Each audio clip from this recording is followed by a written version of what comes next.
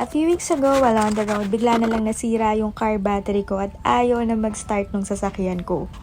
Having a car battery replacement is not an option during that time kasi I was in a secluded area at sobrang alanganing oras na rin. Thankfully, I have car tools to help me out during times of emergency.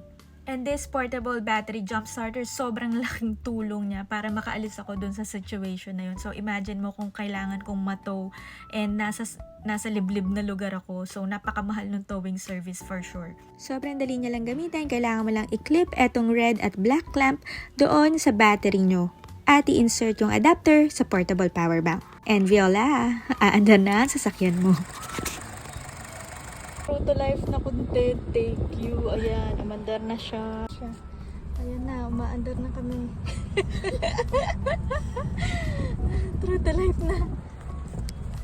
Kung naaalala nyo si Bea Alonzo sa Girl in the Rain, so level kayo nito kapag meron kayo nitong portable battery jump starter and tire inflator dahil kayang-kaya mong solusyonan yung magiging problema mo on the road. Especially kung battery issue or tire issue.